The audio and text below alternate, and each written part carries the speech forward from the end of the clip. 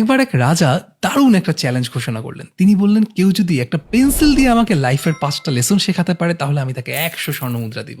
সবাই ভাবলো পেন্সিল দিয়ে আবার লাইফ লেসন কিভাবে? কিন্তু এক জ্ঞানী ব্যক্তি এগিয়ে এলেন এবং বললেন, দেখো, আমি যখন পেন্সিল দিয়ে আঁকি বা লিখি তখন 5টা জিনিস আমি পেন্সিলের কাছ থেকে শিখেছি।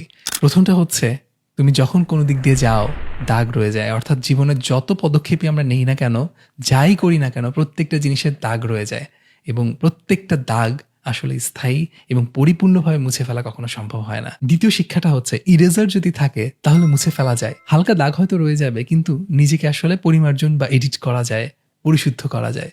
তৃতীয়ত হচ্ছে, তোমার ভেতর যা আছে সেটাই ম্যাটার করে। অর্থাৎ একটা কাঠের টুকরা কখনো দাগ ফেলতে পারে না, কিন্তু ভিতরে যখন ওই কার্বনটা থাকে তখনই কিন্তু সেটা দিয়ে লেখা যায়। চতুর্থ শিক্ষা কি? একটা পেন্সিলকে যখন শার্পেন করা হয় পেন্সিলটা ব্যথা পায়, কিন্তু ওই শার্পেনিংটা ইম্পর্ট্যান্ট, কারণ ওই শার্পেনিং এর মাধ্যমেই পেন্সিলটা ইউজফুল হয়ে ওঠে।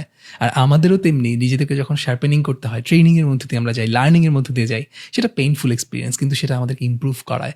আর ফিফথ, একটা পেন্সিল যদি একজন গুরুত্বপূর্ণ মানুষের হাতে থাকে, প্রপার গাইডলাইন পায়, তাহলে কিন্তু অনেক অসাধারণ জিনিস এঁকে ফেলতে পারে, লিখে ফেলতে পারে। কিন্তু যদি এমন কারো হাতে থাকে যার আসলে গাইড করার ক্ষমতা নেই পেন্সিলটাকে, পেন্সিলটা তেমন কিছুই করতে পারে না। তাই লাইফে এমন মানুষ খুঁজে বের করাটা খুব গুরুত্বপূর্ণ, যার হাতে আমি নিজেকে তুলে দিলে বা যার গাইডেন্স আমি চললে আমার ভেতর যা আছে সেটার বেস্টটা বের হয়ে আসবে এবং বেস্ট আউটপুটটা আমি দিতে পারবো। আর ঠিক এভাবেই সেই জ্ঞানী ব্যক্তি একটা মাত্র পেন্সিল থেকে 5টা ইম্পর্টেন্ট লাইফ লেসন দিয়ে সে 100 স্বর্ণমুদ্রা নিয়ে যান।